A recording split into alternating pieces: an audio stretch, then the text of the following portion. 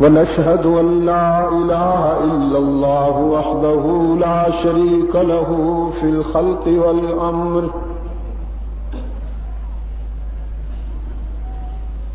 إرغاما لمن جهد به وكفر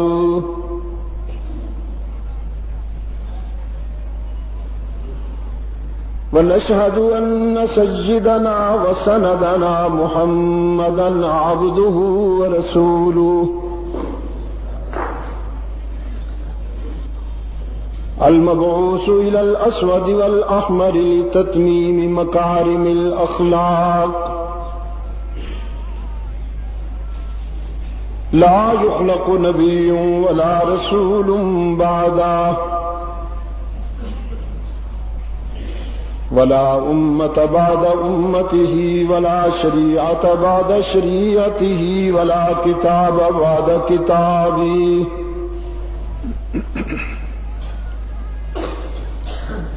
صلى الله تعالى عليه وعلى آله وأصحابه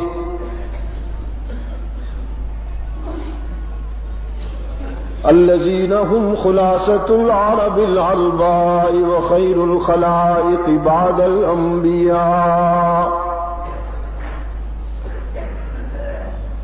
وهم كالنجوم في السماء للاهتداء والاقتداء وهم مفاتيح الرحمة ومصابيح الغرل أعوذ بالله من الشيطان الرجيم بسم الله الرحمن الرحيم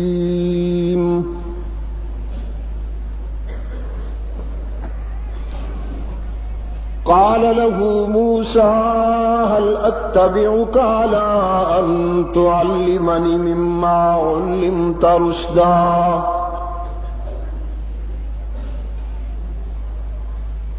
قال إنك لن تستطيع معي صبرا وكيف تصبر على ما لم تحط به خبرا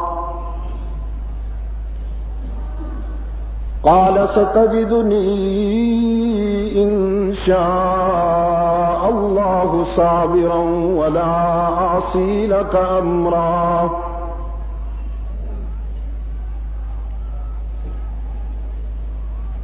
قال فإن اتبعتني فلا تسألني عن شيء حتى أحدث لك منه ذكرا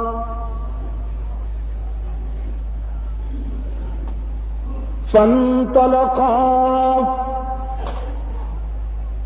حتى إذا ركبا في السفينة خرقها قال أخرقتها لتغرق أهلها لقد جئت شيئا نكرا لقد جئت شيئا إمرا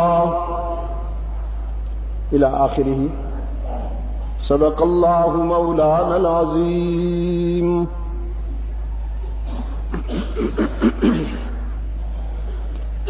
ارباب علم و دانش،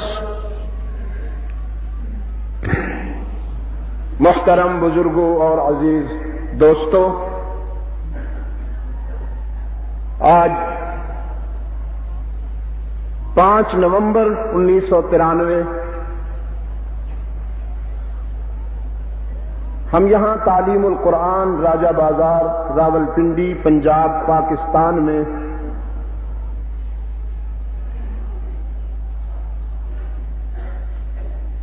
اس ادارہ کے سالانہ تقسیم اسناد کے پروگرام کی تقریباً دوسری نشست میں دعوت و تبلیغ کی نسبت سے جمع ہے۔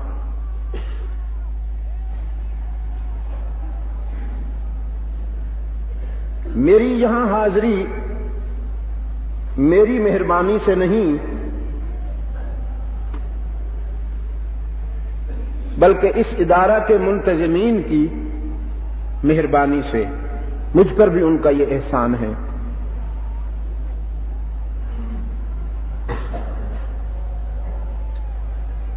کچھ نسبتیں ہیں، کچھ ماضی کے بیتے ہوئے ایسے لمحات ہیں کہ جن سے دامن نہیں چھڑایا جا سکتا۔ وقت بھی بہت مختصر ہے، سوچ رہا تھا کیا کہوں۔ ظاہر ہے کہ نہ تو میں نے سیاسی نمبر بنانے ہیں، یہاں اس پلیٹ فارم کو اس مقصد کے لیے استعمال کرنا میرے نزدیک کم ظرفی ہے۔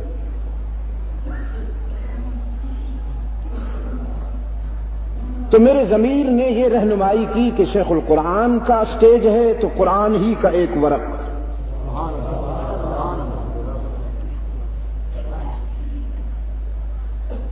میرے بھائیوں نے میری درخواست پر، میری گزارش پر، میرے عزیزوں نے یہ وقت مجھے عنایت کر دیا، چونکہ رات کے لیے میں نے معذرت کی تھی، ابھی اصرار تھا کہ بعد جمعہ ہونا چاہیے، اس پر بھی میں نے درخواست کی کہ جو پروگرام طے ہے مجھے اسی پر ہی قبول فرما لیجئے۔ میں ان کا شکر گزار ہوں، یہ دوہرا احسان ہے مجھ پر۔ ایک رفاقت کا تذکرہ ہے قرآن کریم کے اس ورق میں، جس کا کچھ حصہ ابھی ابھی ہم نے تلاوت و سماعت کیا۔ بڑی تاریخ ساز رفاقت ہے، منزل علم کے دو روشن ضمیر مسافروں کی۔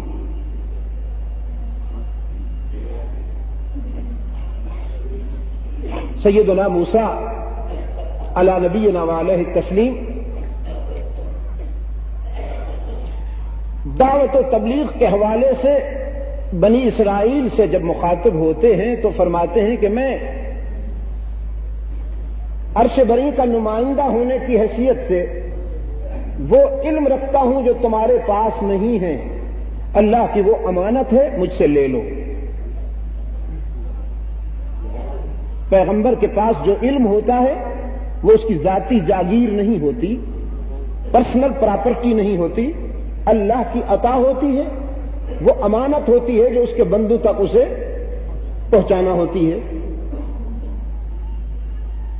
حق تعالی نے اپنے کلیم سے فرمایا ہم نے آپ کو بھی علم و حکمت سے نوازا ہے، لیکن ہمارا ایک اور بندہ ہے جسے ہم نے علم و حکمت کے وہ اسرار و رموز بتائے ہیں جو آپ کو بھی معلوم نہیں۔ عرض کیا تیرا وہ بندہ کہاں ہے؟ فرمایا مجمع البحرین پہ رہتا ہے، سیدنا خضر علیہ السلام۔ عرض کیا میں اس سے مل سکتا ہوں؟ حق تعالی نے فرمایا مل سکتے ہو۔ کیسے ملوں؟ مجمع البحرین کہاں ہے؟ حق تعالی نے فرمایا ہماری رہنمائی میں تم تھیلے میں ایک تلی ہوئی مچھلی، فرائیڈ فش رکھ لو، جب مجمع البحرین پہ پہنچو گے تو وہ خود بخود زندہ ہو کر دریا میں چلی جائے گی، جو اس بات کا اشارہ ہوگا کہ تمہارا ٹارگٹ یہی ہے۔ اس سفر کے لیے اپنے عزیز حضرت یوشع بن نون کو وہ ہم سفر بناتے ہیں جو اللہ کے ہونے والے پیغمبر ہیں، اور انہیں پابند کرتے ہیں کہ جب یہ مچھلی زندہ ہو کر تھیلے سے نکل کر پانی میں چلی جائے تو مجھے بتا دیجیے گا۔ بڑے لوگوں کی رفاقت بھی بہت بڑی ہوتی ہے۔ اس رفاقت کے انوار اور قوائف میں، کیفیات میں اس قدر محو ہوئے یوشع بن نون کہ وہ منزل آ گئی، مچھلی چلی گئی پانی میں، بتا نہ سکے۔ سیدنا موسیٰ علی نبینا وعلیہ التسلیم ایک منزل آگے چلے گئے تو تھکان محسوس ہوئی اور بھوک بھی۔ پوچھا وہ مچھلی کہاں گئی تو بتایا وہ تو پچھلی منزل پہ چلی گئی تھی، میں آپ کو بتا نہ سکا۔ فرمایا ھذا ما کنا نبغی ھذا، یہی تو منزل ہم تلاش کر رہے تھے۔ ذالک ما کنا نبغی، اسی منزل کی تو ہمیں تلاش تھی۔ فرتدا علی آثارہما قصصا، یہ دونوں اپنے قدموں کے نقوش پر واپس لوٹے. اب جب اس منزل پہ آئے تو ڈھونڈنا نہیں پڑا.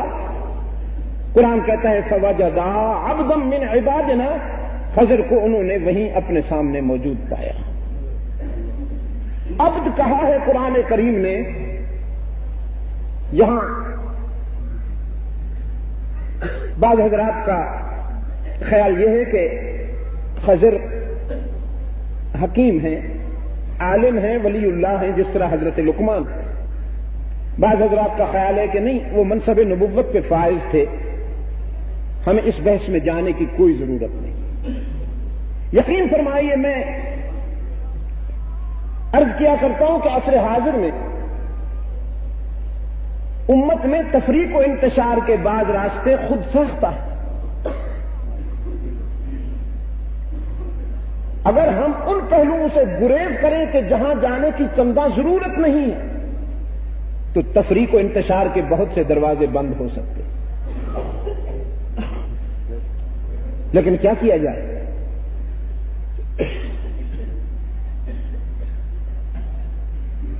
میرے عزیز دوست، نبی ہونا بھی بہت بڑی بات ہے، لیکن عبد ہونا بھی تو کوئی کم بات نہیں ہے. پھر وہ عبد جسے وہ خود اپنا عبد تسلیم کرے.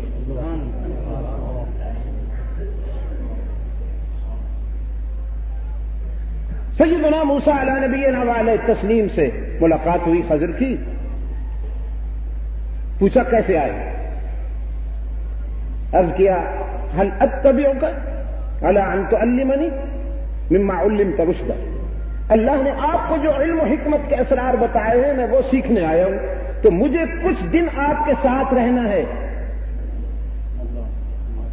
For close period.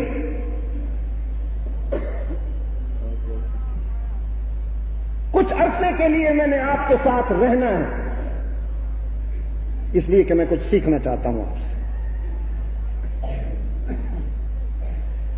خضر نے حضرت موسیٰ کا سراپا کا جائزہ لینے کے بعد فرمایا لن تستطیع معی صبرا. برخوردار آپ کے مزاج اور طبیعت کا جہاں تک مجھے اندازہ ہے تو آپ میرے ساتھ سفر میں چپ نہ رہ سکیں گے. میرے ہم سفر ہونے کے لیے شرط ہے کہ بولا نہ جائے اور آپ چپ نہ رہ سکیں گے. وہ چپ نہ رہ سکنا آپ کی ضعیفی نہیں ہے، کمزوری نہیں ہے. کیف تصبر علی ما لم تحط به خبرا. وہ اس لیے چپ نہ رہ سکیں گے کہ آپ علم شریعت رکھتے ہیں اور میں تکوینی علوم کا عارف ہوں. میں کچھ قدم ایسے اٹھاؤں گا، کچھ کام ایسے کروں گا کہ جو آپ کے علم شریعت میں ناقابل برداشت ہوں گے تو آپ چپ نہ رہ سکیں گے. سیدنا موسیٰ بہت توجہ سے سنیں گے، آپ کو بہت کچھ ملنے والا ہے. میں آپ کو عرض کروں، مجھے پتا ہے کہ قرآن کا مطالعہ کرنے والوں کے لیے یہ کوئی نئی بات نہیں ہے.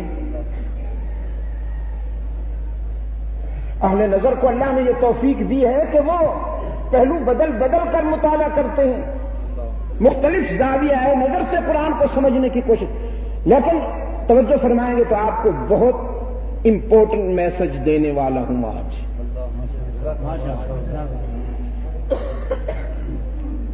سیدنا موسیٰ علیہ نبینا علیہ تسلیم نے فرمایا ستجدنی انشاءاللہ صابرا. کوشش کروں گا اگر اللہ نے چاہا. اگر اللہ نے چاہا تو میں آپ کے حکم عدولی نہیں کروں گا، آپ کی توقعات پہ پورا اترنے کی کوشش کروں گا. انہوں نے پابند کر دیا سیدنا خضر نے کہ فلا تسألنی عن شیء. میرے ساتھ چلنا ہے تو پھر میں جو کچھ بھی کروں بولنا نہیں ہے. عرض کا ارادہ تو یہی ہے، باقی وہی ہوگا جو منظور خدا ہوگا. فرمایا فانطلقا. یہ فانطلقا پہ وقف نبوی ہے، قاری حضرات ضرور کیا کیجیے. وقف نبوی ہے، حضور صلی اللہ علیہ وسلم یہاں وقف فرماتے تھے، اور آپ جب تلاوت کی تیز گام چلاتے ہیں اس میں خیال رکھا کیجیے. فانطلقا، دونوں روانہ ہوئے، حتی اذا رکبا فی السفینہ،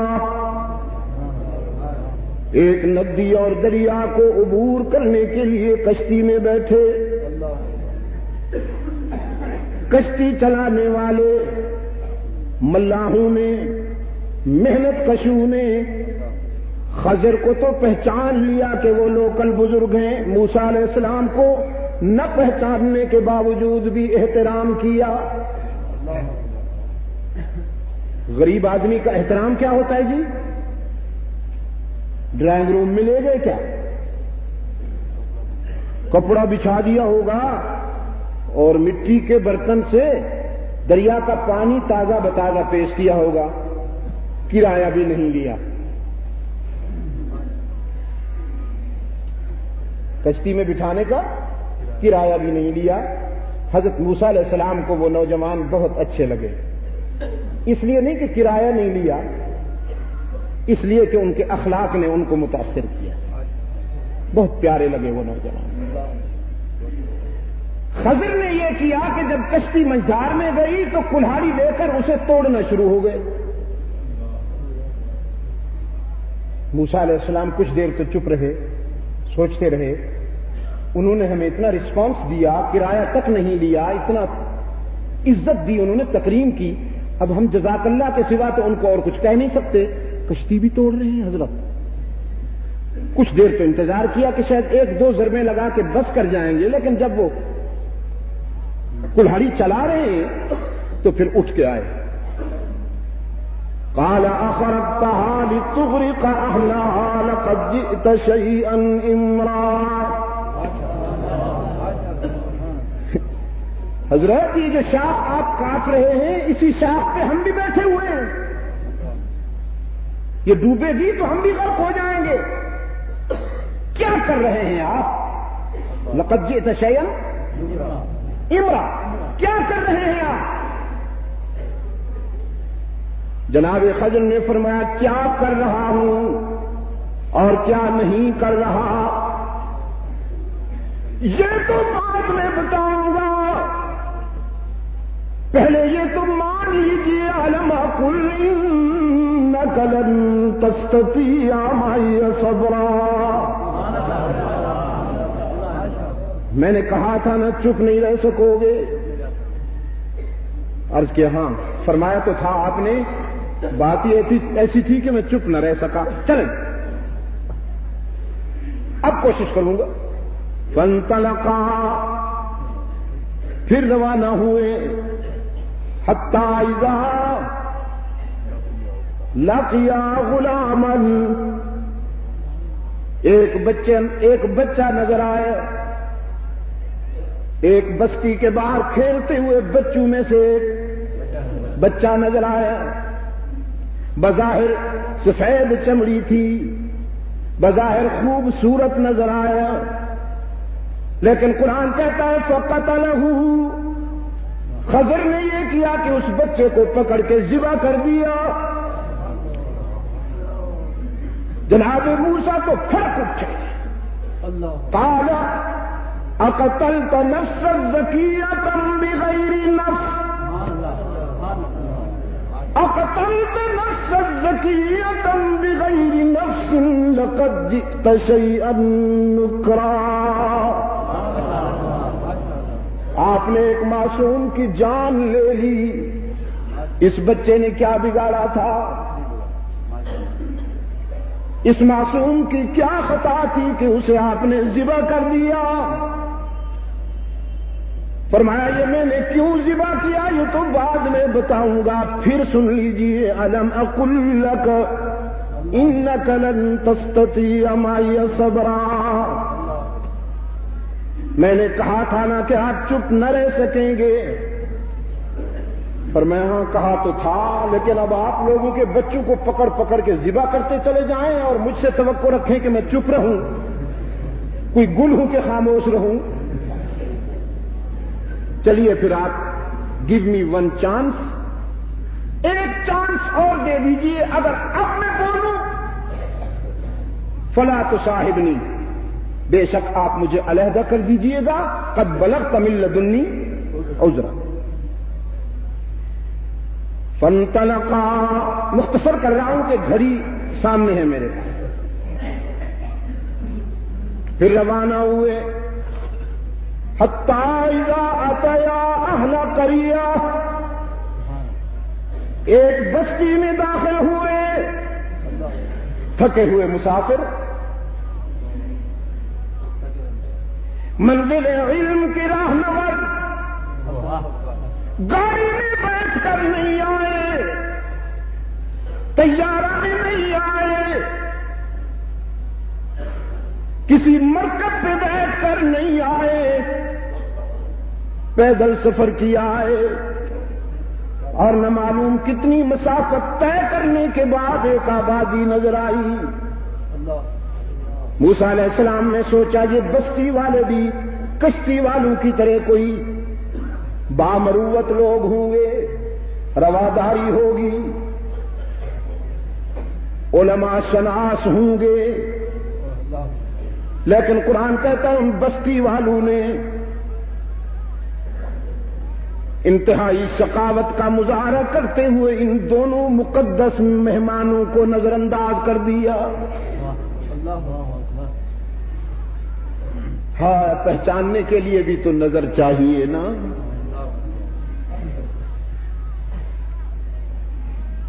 کسی عظیم کو پہچاننے کے لیے بھی عظمت کی نظر چاہیے، کوتاہ نظر کیا پہچانے گا کسی عظیم کو؟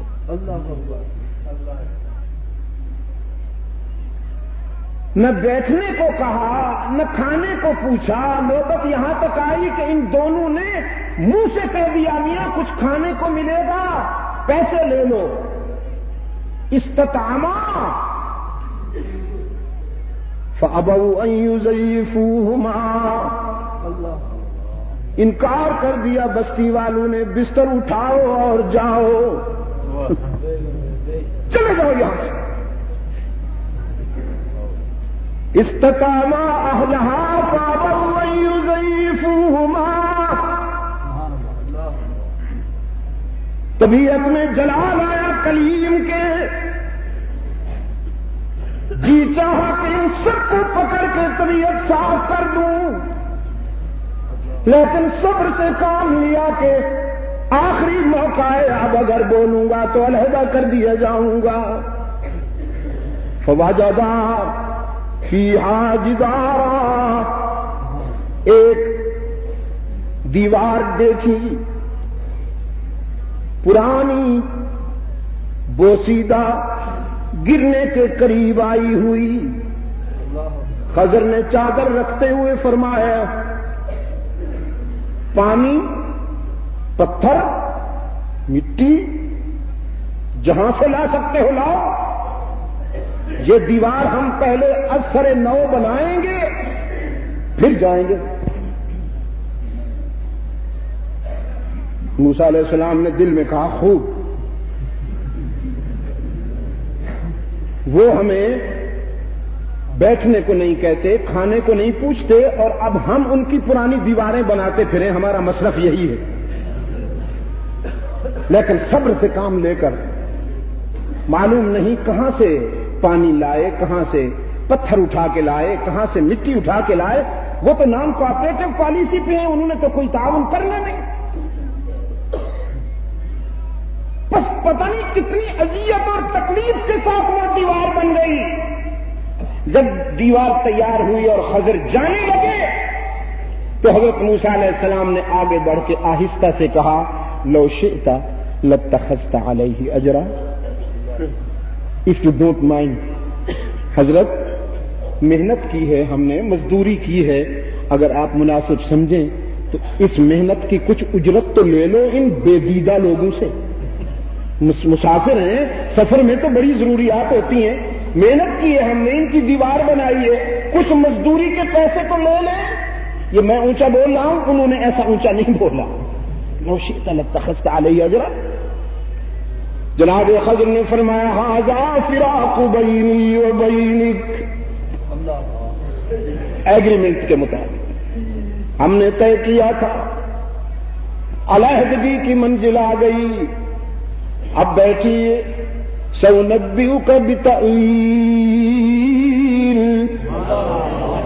ان تینوں باتوں میں چھپی ہوئی حکمت بتاؤں گا، اور پھر آپ اپنا سزا لیجیے، میں اپنا راستہ لوں گا. اما السفینہ، وہ جو کشتی تھی، فکانت لمساکین یعملون فی البحر، وہ چند محنت کش نوجوانوں کی ملکیت تھی، وہی ان کا سورس آف انکم تھا، وہی کشتی ان کی ذریعہ آمدنی تھی. بظاہر تو کشتی چلانے والے ملاح تھے، لیکن وہ سب کے سب ولی اللہ تھے.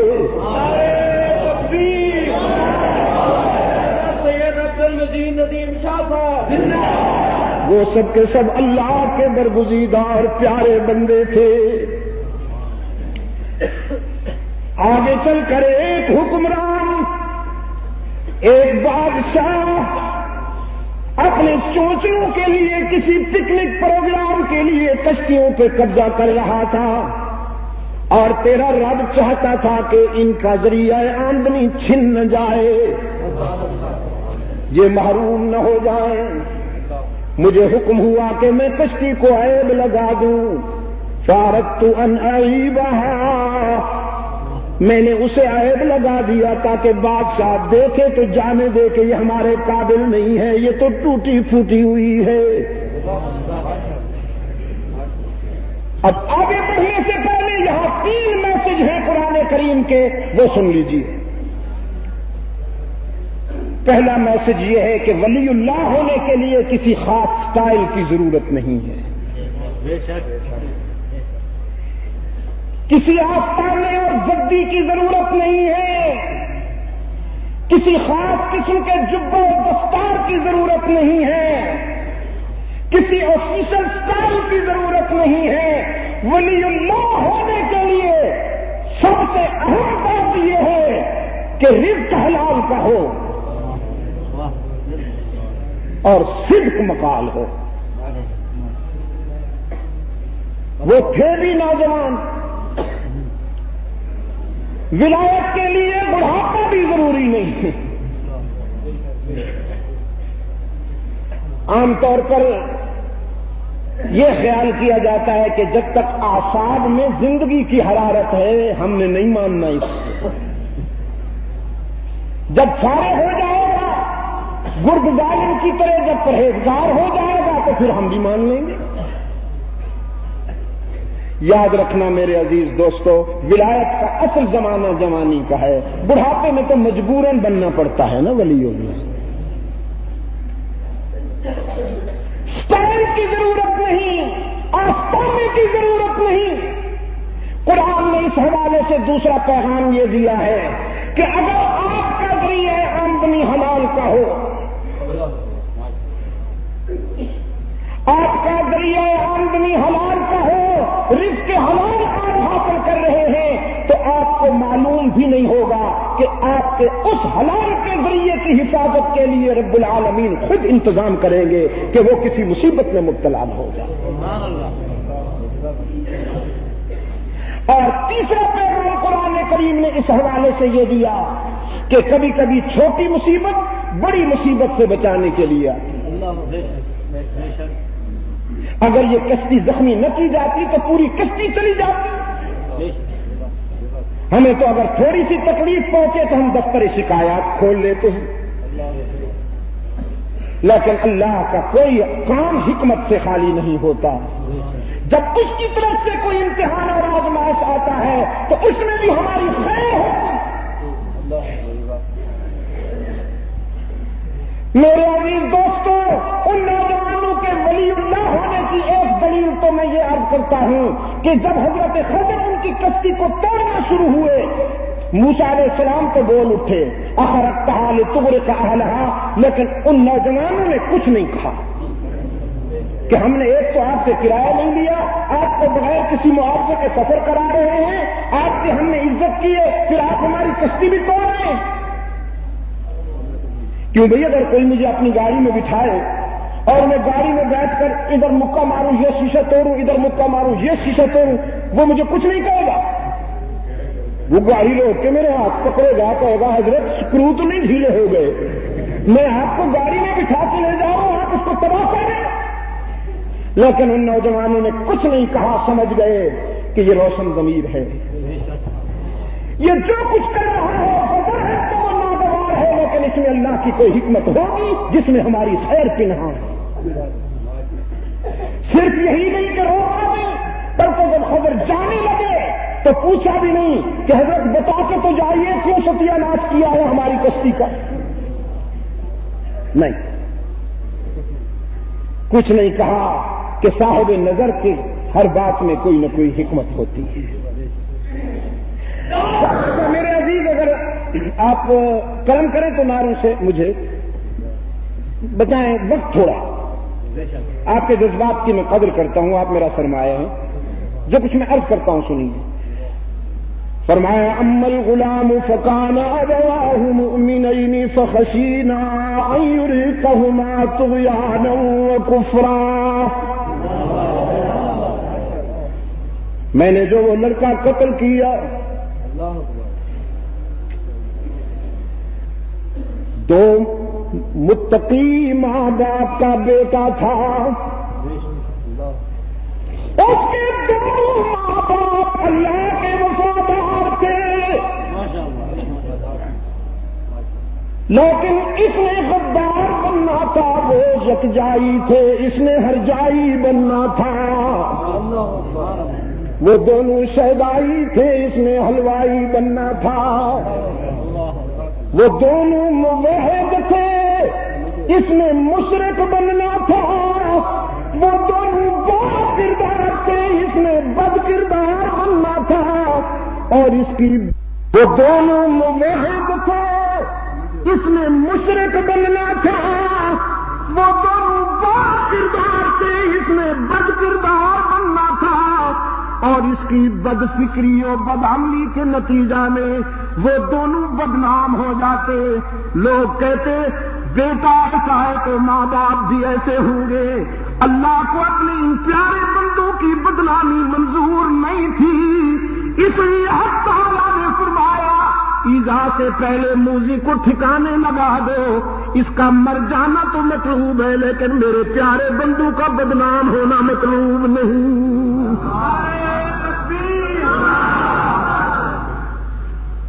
ثابت ہوا میرے عزیز دوستوں، قرآن کریم جو میسج دینا چاہتا ہے وہ یہ ہے، اللہ سے صرف اولاد نہ مانگا کیجیے، ذریۃ طیبہ کہا کیجیے، ورنہ کبھی کبھی اولاد بھی گناہوں کی سزا بن کے آتی ہے۔ دشمن وہ کام نہیں کر سکتا جو اولاد کر دیتی ہے۔ ڈھاکہ میں اللہ سے صرف اولاد نہیں، اولاد صالح مانگا کیجیے۔ فرمایا اما الغلام فکان ابواہ مؤمنین فخشینا ان یرهقهما طغیانا وکفرا فأردنا ان يبدلهما ربهما خيرا منه زكاة وأقرب رحما، وہ بچہ تمہارا لیکن ہم نے اللہ سے التجا کی کہ ان کو نعمت بدل دے کر بظاہر ماں بھی روئی، اس کا باپ بھی رویا۔ اب انہیں تو پتہ نہیں نا کہ حکمت کیا ہے، اپنے معصوم کے مرنے پر قتل ہونے پر وہ دونوں روئے، لیکن اللہ نے ان کو بدل یہ دیا کہ پھر ایک بیٹی پیدا ہوئی۔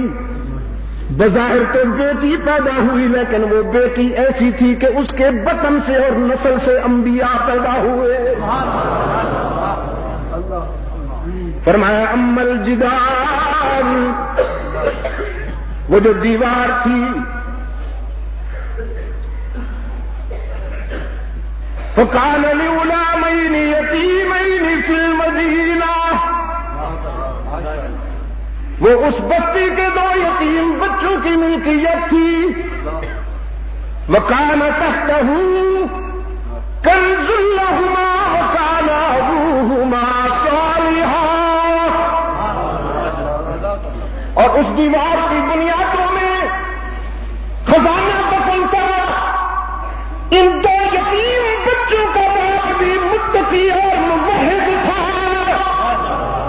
اس نے اپنے بیٹوں کے لیے اسی دیوار کی بنیاد میں خزانہ دفن کیا تھا. تیرا رب چاہتا تھا کہ یہ گر گئی تو خزانہ ضائع ہو جائے گا. رب العالمین کی مرضی تھی ان یبلغا اشدہما ویستخرجا کنزہما رحمۃ من ربک. تیرا رب چاہتا تھا کہ یہ بڑے ہوں اور وہ خزانہ خود حاصل کریں. ہم نے اس لیے یہ دیوار بنائی.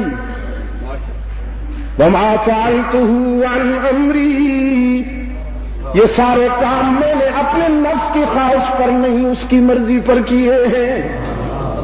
ذالک تأویل. یہ ہے وہ حکمت ما لم تستطع علیہ صبرا جس پر آپ چپ نہ رہ سکے. راولپنڈی کے روشن ضمیروں، اب میں قرآن سے پوچھوں کہ وہ خزانہ کیا ہے جس کی حفاظت کا اہتمام من جانب اللہ ہو رہا ہے اور اس انداز میں ہو رہا ہے کہ پیغمبر خدا حضرت موسیٰ اور اللہ کا عبد کامل جناب خضر کے ہاتھوں نئے طرح سے دیوار بنائی جا رہی جس کی حفاظت کا اتنا اہتمام ہو رہا ہے. وہ خزانہ کیا ہے معلوم نہیں. کتنا سونا تھا، کتنے قیمتی جواہرات تھے یا موتی. لیکن قرآن پاک نے فرمایا تم ترکوا من جنات وعیون وزروع ونخل. کبھی مطالعہ کیا آپ نے؟ انسانی تاریخ کے پس منظر کا مطالعہ کرو نا. کتنے گزر گئے جنہوں نے اپنی اولاد کے لیے سونا چاندی جمع کیا،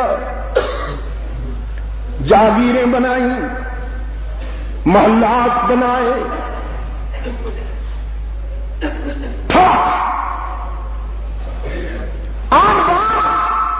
اور تمطراق سے جراثیم کے ڈھیر لگا.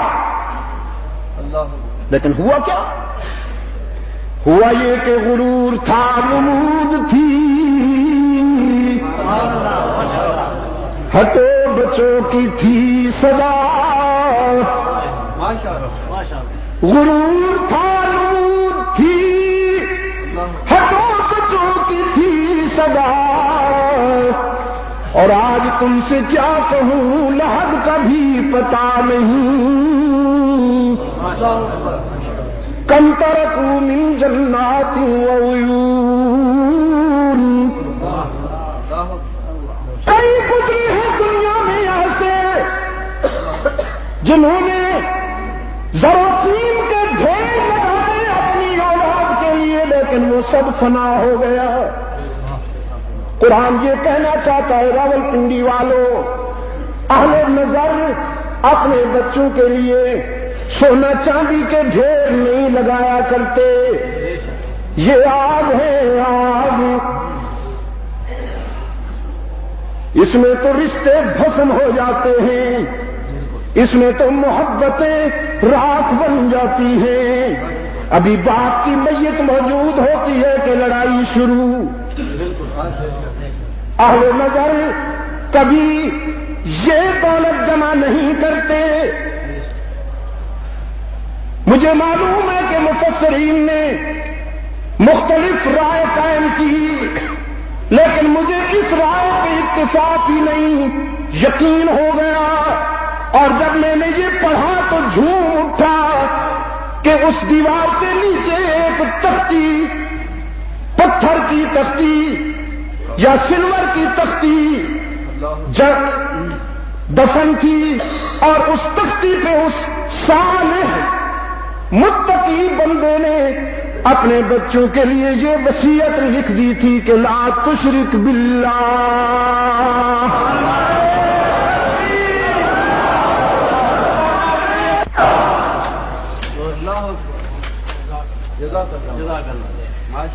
یہی وہ دولت ہے جو لقمان نے اپنے فرزند کو دی. فرمایا وَإِذْ قَالَ لُقْمَانُ لِابْنِهِ وَهُوَ يَعِظُهُ يَا بُنَيَّ وَإِذْ قَالَ لُقْمَانُ لِابْنِهِ وَهُوَ يَعِظُهُ يَا بُنَيَّ. دنیا چھوڑنے لگا لقمان، اپنے بیٹے کو بلایا، فرمایا لخت جگر میں نے تیرے لیے جاگیریں نہیں بنائی، محلات نہیں چھوڑے، ہیرے جواہرات کے ڈھیر نہیں چھوڑے، سونا جمع نہیں کیا، بس کچھ حکمت کے زرین بول دیتا ہوں. اللہ حکمت کا قیمتی بول دیتا ہوں. اگر اس نے تُونے وفا کر دی تو تجھ سے بڑا دولت مند دنیا میں کوئی نہیں ہوگا.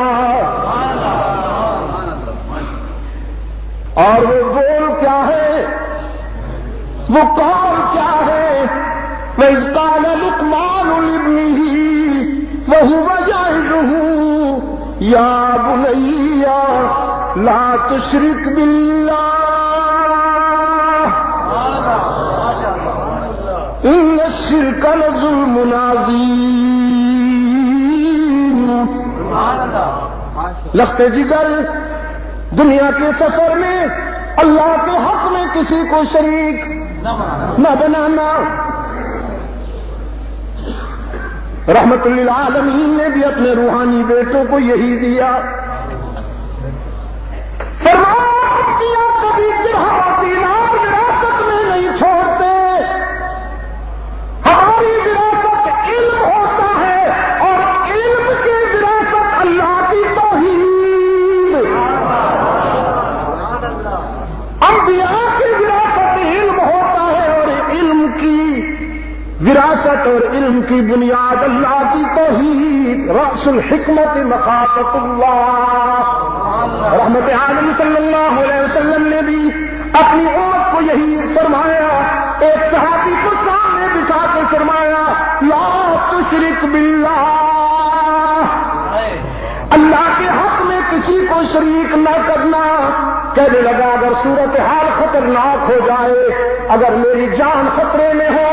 رحمت عالم نے فرمایا، موحد اعظم نے فرمایا، امام الموحدین نے فرمایا ان کو چلتا اور حرکتا اگر تجھے ریزہ ریزہ بھی کر دیا جائے، آگ میں جھونک کر بھسم کر دیا جائے، کٹ جانا، جل جانا، لیکن اللہ کے حق میں کسی کو شریک نہ بنانا.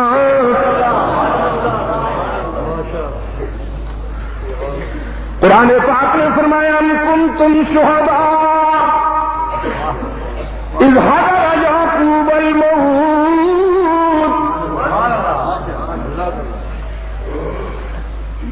یاد ہے ام کنتم شہداء اذ حضر یعقوب الموت اذ قال لبنیہ ما تعبدون من بعدی.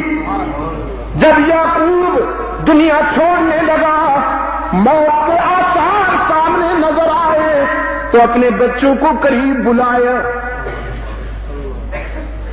فرمایا ما تعبدون من بعدی. دنیا چھوڑنے سے پہلے میں نے جو تمہیں سبق پڑھایا، میں نے جو تمہیں تعلیم دی، ذرا بتاؤ میرا وہ سبق یاد ہے کہ نہیں؟ اپنی آنکھیں بند کرنے سے پہلے کیا کہا میں نے؟ اپنی آنکھیں بند کرنے سے پہلے تمہاری آنکھیں کھولنا چاہتا ہوں.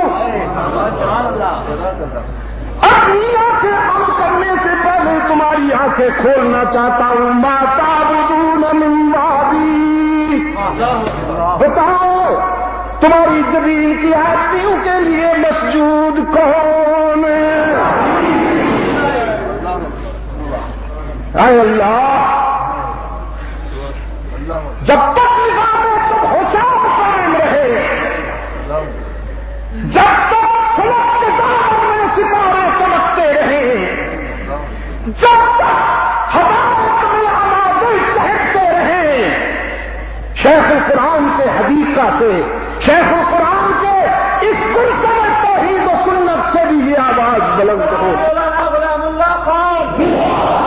شیخ الہند کے روحانی فرزندوں کی یہ آواز گونجتی رہے، ولی اللہ کے روحانی بیٹوں کی یہ آواز گونجتی رہے، شاہ اسماعیل شہید کے روحانی بیٹوں کی یہ آواز گونجتی رہے۔ آلے اس کی بگڑی بھی اسی سے بنے گی، چاہے وہ دنیاوی زندگی کے کسی شعبے میں کھڑا ہو۔ میں نے پہلے کہا اس اسٹیج سے میں نمبر نہیں سیاسی نمبر بنانے کے لیے نہیں آیا ہوں، بس اتنا ضرور کہتا ہوں کہ اگر کسی کا دل چاہے تو اس آواز میں شامل ہو کے دیکھ لے۔ انسانی زمین کی آرزیوں کے لیے سچا مسجود کون؟ ہی پہ درد لگے ذرا، تاکہ بھی کے بیماروں کو اللہ شفائے کاملہ عطا فرمائے۔ انسانی زمین کی آرزیوں کے لیے سچا مسجود کون؟ اللہ الغیوب کون؟ کارساز و دستگیر کون؟ حاجت روا و مشکل کشا کون؟ بیماریاں دور کرنے والا کون؟ سفینے پار لگانے والا کون؟ دعا پکار کو قبول کرنے والا کون؟ تانا کیے بغیر معاف کر دینے والا کون؟ باقی جہاں جاؤ گے لوٹے جاؤ گے راول پنڈی والوں، پاکستان والوں، باقی جہاں جاؤ گے لوٹے جاؤ گے۔ آستانے سجے ہوئے ہیں، قبریں سجی ہوئی ہیں، جھنڈیاں لہرا رہی ہیں، اور بیٹھے ہوئے ہیں پروفیشنل یتیم۔ فلسفہ یہ ہے کہ کچھ لے کے آؤ گے تو کچھ لے کے جاؤ گے، خالی ہاتھ آؤ گے تو خالی ہاتھ جاؤ گے، بس یہی ڈر ہے۔ اسی ڈر سے صدا آ رہی ہے، اسی ڈر سے صدا آتی رہے گی قیامت تک کہ کچھ نہ لے کے آؤ سب کچھ لے کے جاؤ، خالی ہاتھ آؤ دامن بھر کے جاؤ، کچھ لیے بغیر سب کچھ دینے والا کون؟ افریقہ میں نو مسلم سے میں نے پوچھا، عیسائیت چھوڑ کے تم نے اسلام قبول کیا، اسلام کی کس ادا نے تجھے متاثر کیا؟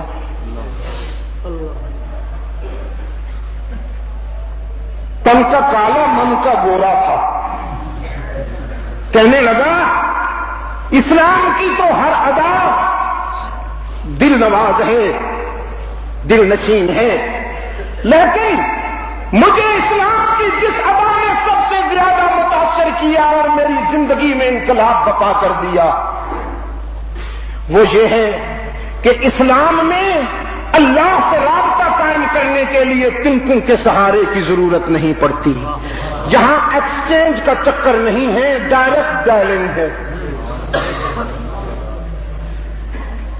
میں نے جب اس سے وضاحت چاہی تو کہنے لگا بات یہ ہے کہ جب ہم عیسائی ہوتے تھے تو کلیسا میں بیٹھے ہوئے پادری ہم سے کہتے تھے گاڈ تمہاری نہیں سنتا، چہرہ تک ہی کدے اپنا بوٹھا دیکھے ہی اپنے کدے رب نال گلا کرنا چاہتا ہے، رب کو منوانا چاہتا تو آڈی نہیں سنتا، تسی دنیا پھسے ہو، اسی اللہ دے پیارے اسی مقدس لوگ ہاں، تہاڈی سندا نہیں تے ساڈی موڑدا نہیں، تسی سانو خوش کرو تے اسی انہوں خوش کریں گے، تسی سانو خوش کرو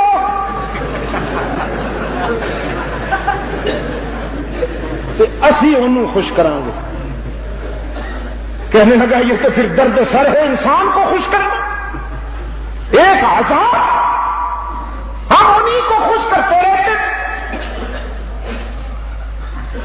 ایک دن ہمارے ٹاؤن میں اللہ کا کرم ہوا کہ محمد الیاس کے مبلغین آ گئے۔ خدا کی کروڑوں رحمتیں ہوں محمد الیاس، خدا کی کروڑوں رحمتیں ہوں تجھ پر، کروٹ کروٹ اللہ تجھے سکون عطا فرمائے۔ یقین فرمائیے آج جو ہمارا حال ہے، تفریق و انتشار کے جو باب ہم نے ترتیب دیے ہیں، خدا کی قسم شاید ہم منہ دکھانے کے نہ رہتے، یہ بھی انہی کی محنتوں کا ثمر ہے کہ اللہ کی رحمت ہم پر متوجہ ہے، ورنہ ہم نے کوئی کمی نہیں کی۔ یہ اسلام کے خاموش مگر پرجوش مبلغ، اسلام کے خاموش مگر پرجوش مبلغ۔ کہنے لگا محمد الیاس کے سپاہی، محمد الیاس کے مبلغین آ گئے۔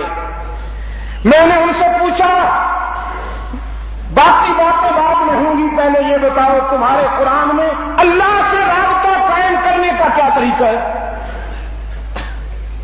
میں تو سڑیا بیٹھا اس نے جی، سڑیا بیٹھا ایک تھی سامنے خوش کرو تے اسی انہوں۔ میں نے پوچھا پہلے یہ بتاؤ کہ تمہارے قرآن میں اللہ سے رابطہ قائم کرنے کا طریقہ کیا ہے؟ حسن اتفاق سے ایک مبلغ کی جیب میں انگلش ترجمے والا قرآن کریم تھا، اس نے کھول کر میرے سامنے رکھ دیا اور قرآن مسکرا مسکرا کے یہ کہہ رہا تھا، فرمایا قال ربکم ادعونی استجب لکم، قال ربکم ادعونی استجب لکم اذا سألك عبادی عنی فإنی قریب۔ تمہارا رب کہتا ہے مجھے پکارا کرو، مجھے پکارا کرو، میں تمہاری دعا و پکار کو نہیں سننے کی بات ہی نہیں ہے۔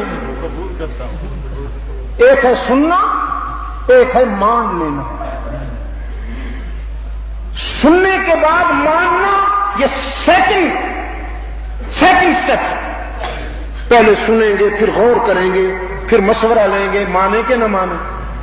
رب العالمین نے فرمایا جب تو مجھے یاد کرتا ہے میں نے سننے والا خانہ ہی ختم کر دیا، تو بول تو صحیح قبول کرتا ہوں۔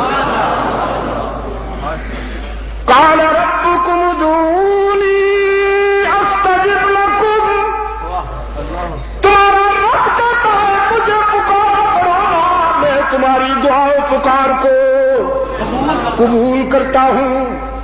ان الذین یستکبرون عن عبادتی، ان الذین یستکبرون عن عبادتی سیدخلون جہنم داخرین۔ جو میری عبادت میں کمی کتراتے ہیں، روگردانی کرتے ہیں، فطرت انہیں ذلیل کر کے جہنم میں پھینک دے گی۔ بات ہو رہی تھی ادعونی کی، مجھے پکارو، اور آگے کیا کہا ان الذین یستکبرون دعائی نہیں، ان الذین یستکبرون عن دعوتی نہیں، ان الذین یستکبرون عن۔ قرآن نے یہ بتانا چاہا ہے آپ کو کہ پکارنا صرف پکار نہیں ہے، عبادت ہے۔ بلکہ شارح قرآن نے تو یہ کہا، قرآن کے حقیقی ترجمان صلی اللہ علیہ وسلم نے تو یہ فرمایا کہ الدعاء مخ العبادہ، پکارنا عبادت کی روح ہے. جیسے بادام میں گٹھلی ہوتی ہے نا، اسی طرح عبادت میں پکارنا روح ہے. ذرا کہو نا یا اللہ. جم کے نہیں کہا آپ نے.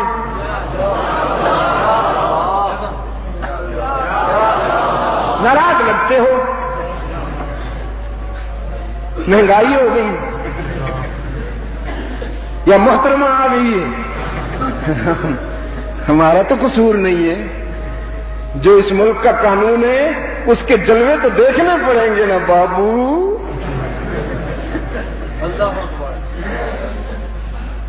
میں پرسوں جب آ رہا تھا تو ایک صاحب اٹھ کے میرے پاس آئے. جہاز کی ساتھ والی سیٹ فارغ تھی. ساتھ بیٹھ کر بڑے ہمدردانہ لہجے میں جیسے تعزیت کہہ رہے ہوں نا کہ جی صاحب صاحب بڑا افسوس ہوا جی، یہ جو ہوا ہے بڑا افسوس ہوا، علماء کو بہت کم رسپانس ملا. میں نے کہا نہیں کوئی افسوس نہیں ہوا مسٹر، کوئی افسوس نہیں ہوا. کہنے لگا کیوں؟ میں نے کہا اس لیے کوئی افسوس نہیں ہوا کہ جس معاشرے کا 90% اشرار پر مشتمل ہو، میں مغربی جمہوریت کا کاتا لے کے جاؤں وہاں سے خیر ڈھونڈوں، یہی ملے گا اور کیا ملے گا؟ بے شک مجھے کسی غلط فہمی میں مبتلا نہیں ہونا چاہیے. پھر کہنے لگا جی یہ عورت کی وہ جو ہے حکمرانی اسلام میں. میں نے کہا بس کرو، عورت کی حکمرانی اسلام، جب اسلام آئے گا پھر اسلام بتائے گا. تم نے یہاں اسلام کو لانے کر دیا. اسلام نے سود کو حرام قرار دیا، شریعت کی عدالت نے سود کو حرام قرار دیا. تو اسلام کے چودھری سپریم کورٹ میں اپیل کرنے گئے کہ نہیں سود کو رہنے دیا جائے، اس کے بغیر نکتی نہیں. تم نے اسلام کو کب آنے دیا کہ اسلام فیصلے کرے؟ برطانیہ کا قانون ہے یہاں پر. اسلام کو تم نے 50 سال گزر جانے کے باوجود محفوظ رکھا ہوا ہے، سزا تو ملے گی. یہ تو پھر بھی اس کا کرم ہے کہ ایک واضح جنس آ گئی، ورنہ اس قوم کے جو کرتوت ہیں تو تیسری جنس کو آنا چاہیے تھا. آپ بڑے فتوے پوچھتے ہو ہم سے اب اپنا سیاسی مقصد حاصل کرنے کے لیے. ہم نہیں استعمال ہوں گے. اگر ہو سکتا ہے تو متحد ہو کر امریکہ کا وہ خنجر توڑو جو سب کے گلے کاٹنے پر تلا ہوا ہے. میں بھی کہیں آپ کو یہ منافقت کی مثال مل سکتی ہے.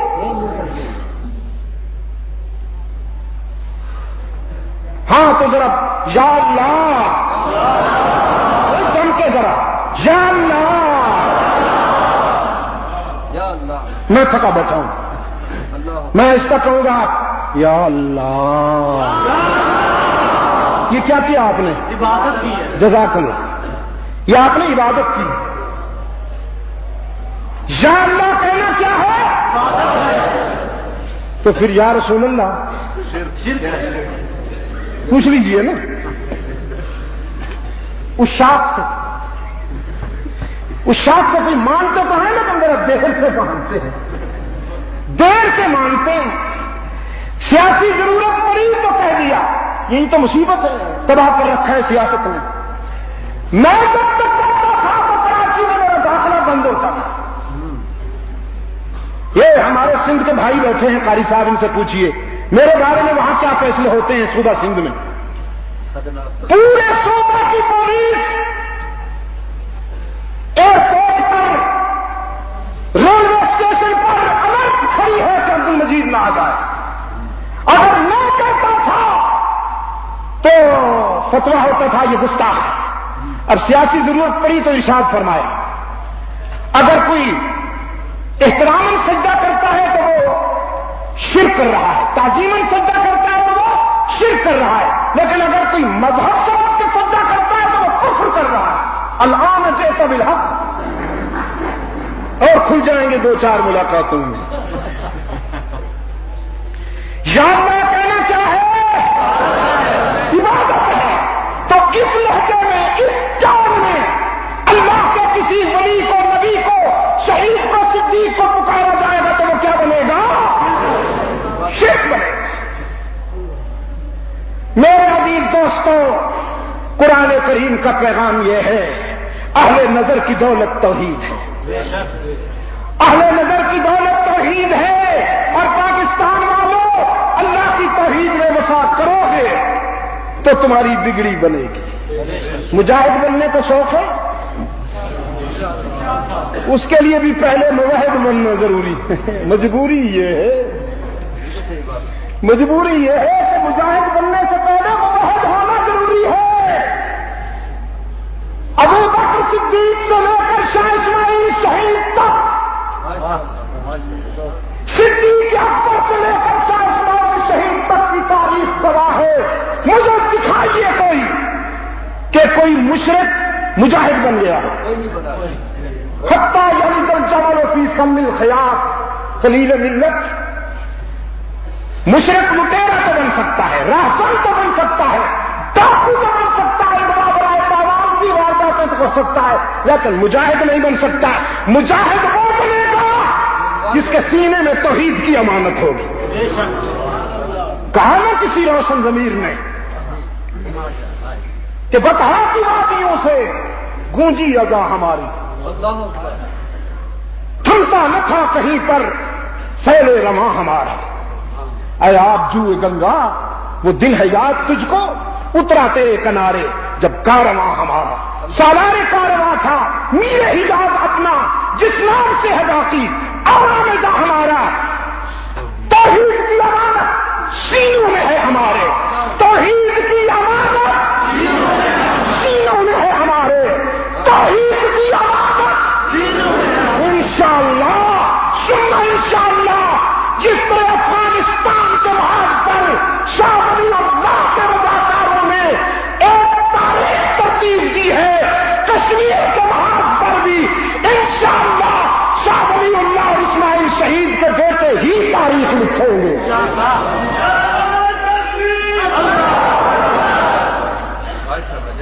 توحید کی امانت سینوں میں ہے ہمارے، آسان نہیں مٹانا نام و نشاں ہمارا۔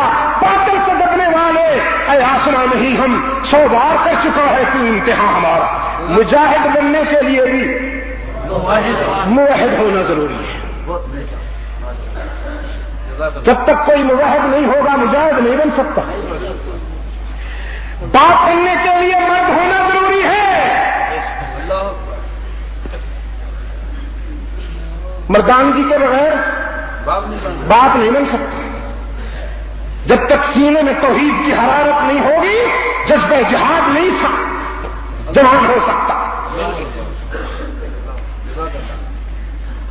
فرمایا ما تعبدون من بعدی ام کنتم شہداء اذ حضر یعقوب الموت اذ قال لبنیہ ما تعبدون من بعدی قالوا نعبد الہک و الہ آبائک۔ اور مجاہد کے بیٹے تھے نا، اعلان کیا ہم نہیں بھولے آپ کا سبق، نہیں بھولے یاسر علی، ہم نہیں بھولے آپ کا سبق، چاہے حالات کچھ ہوں، چاہے دنیا کتنے رنگ بدل لے۔ آج میرے عزیزوں نے مجھ سے کچھ لکھوانا چاہا، وہ جو آٹو گراس پہ تھے نا، تو سب کو میں نے یہی شعر لکھ کے دیا کہ دنیا نے اپنے آپ کو کتنا بدل لیا، دنیا نے اپنے آپ کو کتنا بدل لیا۔ ایک اہل عشق ہے کہ جہاں تھے وہیں رہے۔ ہماری زمین کی آدمیوں کے لیے سچا مسجود کون ہے، معبود کون ہے، ہر جگہ موجود کون ہے، علام الغیوب کون ہے، کارساز و دستگیر کون ہے، حاجت روا و مشکل کشا کون ہے، عزت دینے والا کون ہے، رزق دینے والا کون ہے، ان سب کو تم سے پہلے حاکم اعلیٰ کون ہے، عبادت بھی اسی کی اور حکومت بھی۔ وآخر دعوانا الحمدللہ رب العالمین۔ علماء اکرام کی